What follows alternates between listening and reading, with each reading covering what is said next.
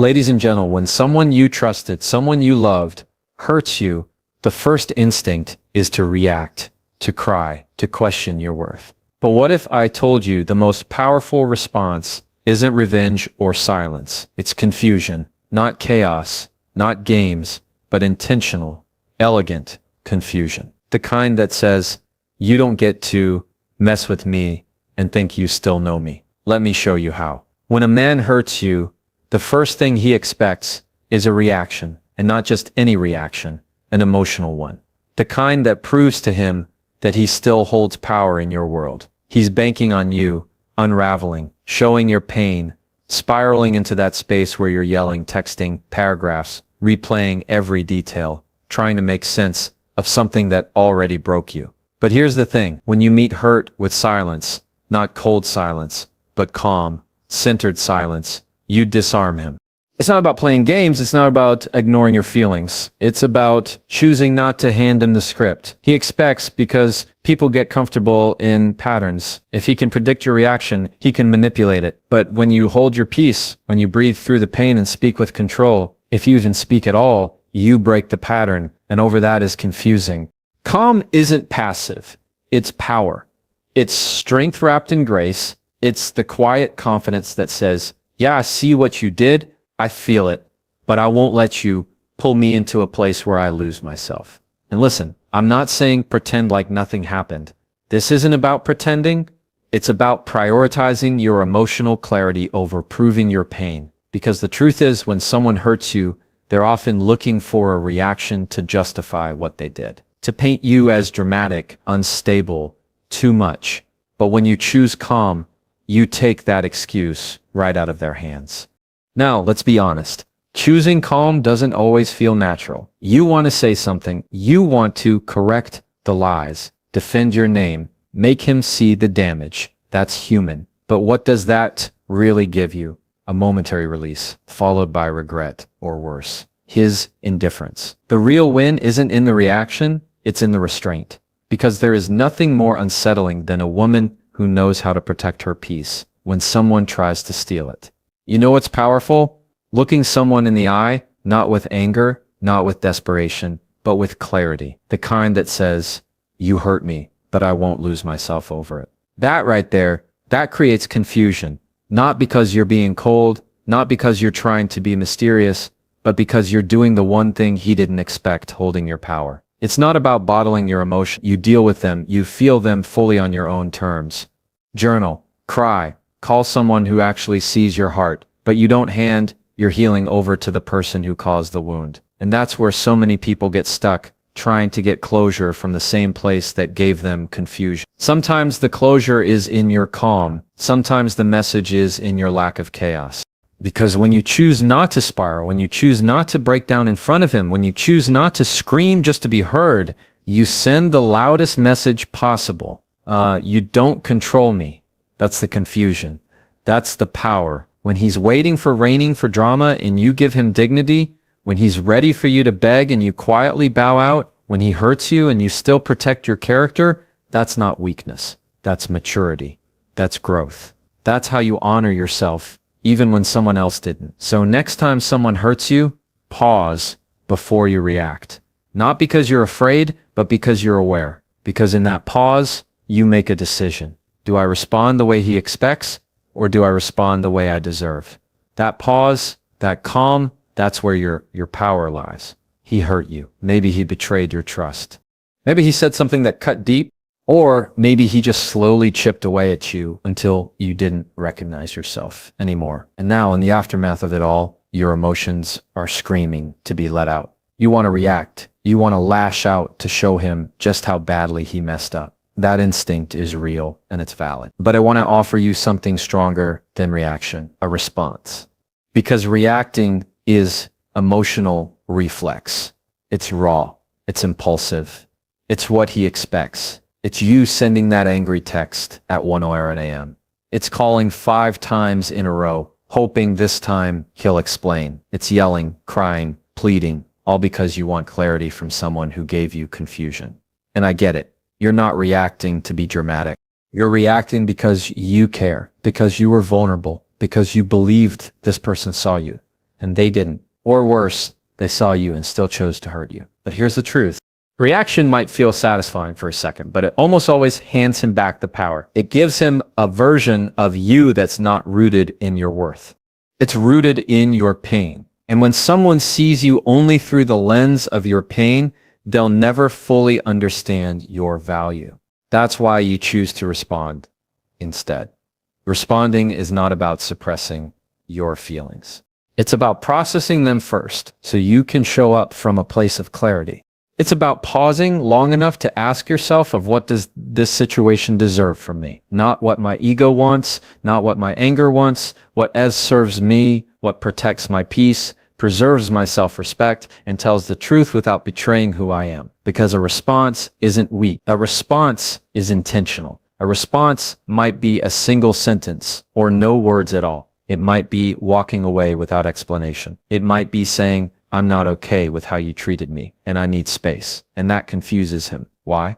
Because he can't predict it. He doesn't know how to handle calm power. He knows how to handle chaos. He knows what to do when you spiral. He deflects. He denies. He doubles down. But when you're composed, when you're collected, that leaves him nowhere to hide. No distraction. Just the mirror of your strength. Responding also creates space for you to see things clearly.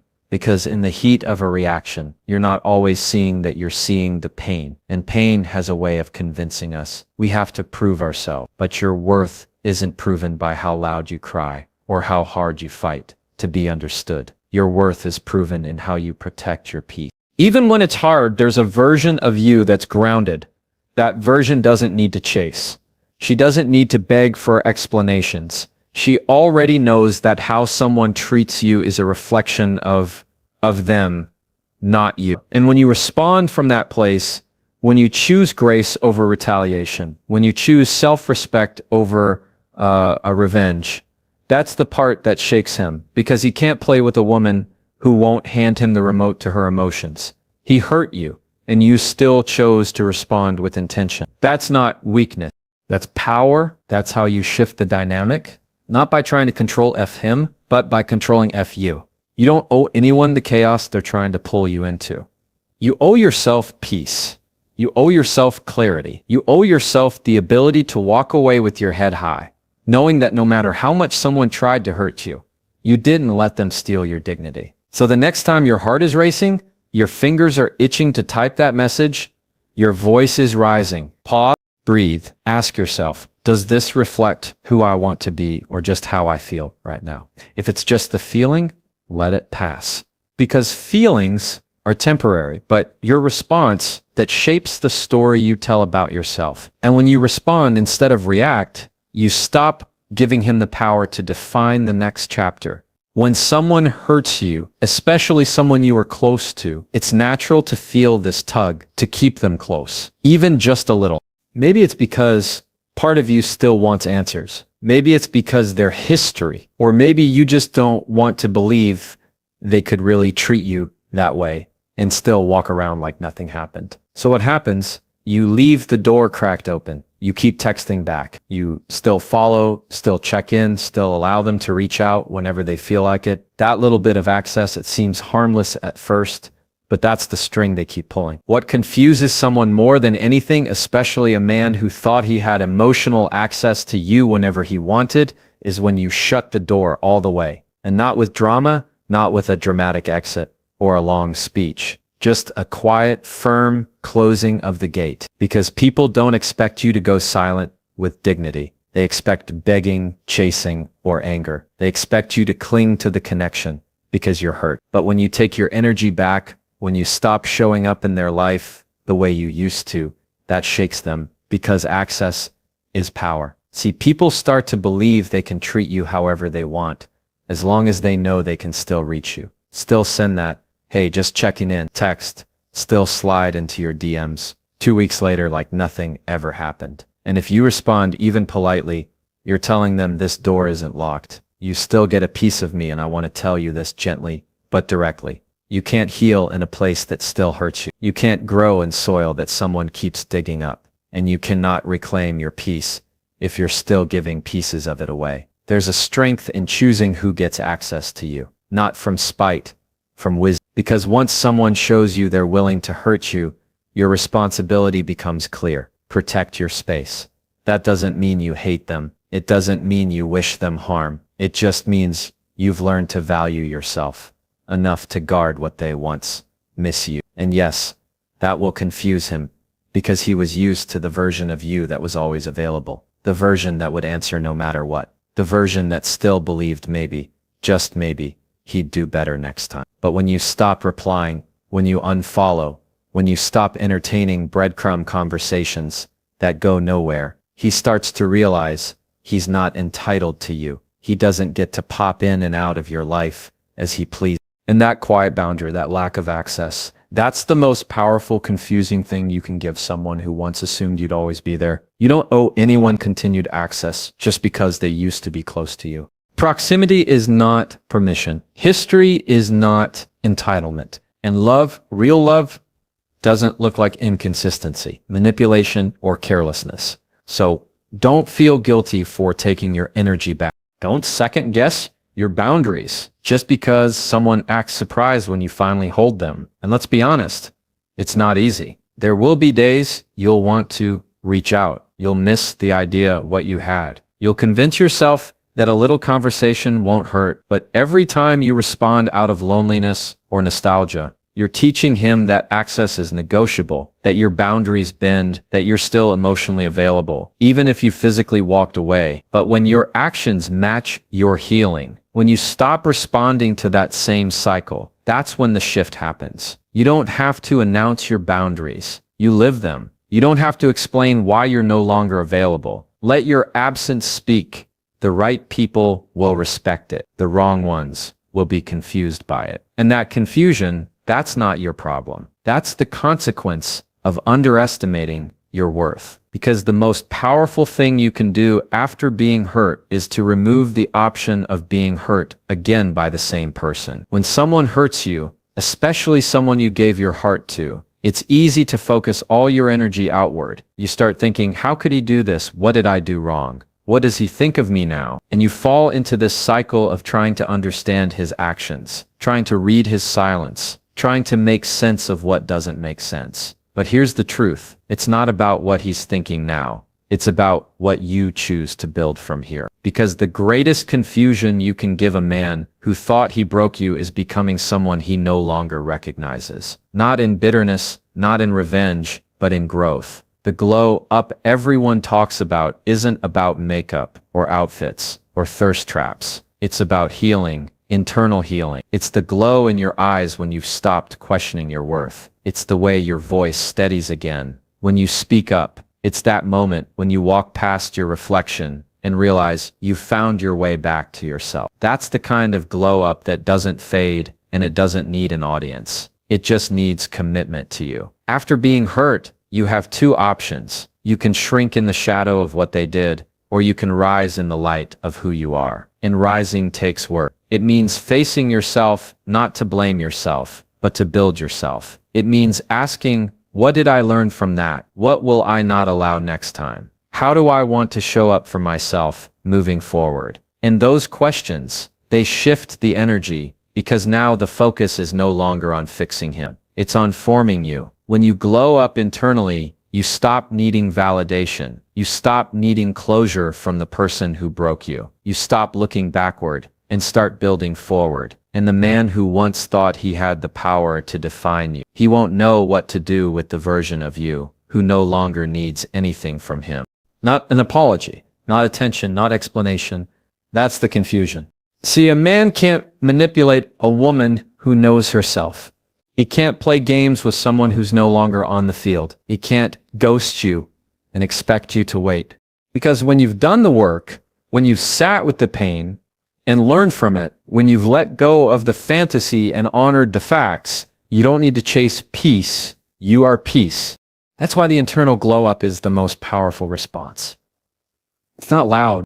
It's not broadcast. It's slow. It's quiet, but it's consistent. It's in the boundaries you set, the people you surround yourself with, the habits you rebuild, the moments you choose to rest instead of ruminate, the forgiveness you give, not for him, but so you don't stay stuck. Healing isn't always glamorous, but the results are undeniable. And here's the best part. You're not doing it for him. You're not trying to make him regret it.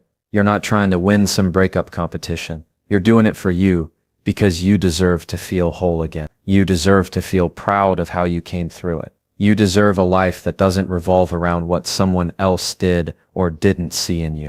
So yes, it'll confuse him when he sees that you're no longer in that place he left you in, that you're not trying to prove anything, that you're thriving in your own lane, rooted, grounded, and unbothered.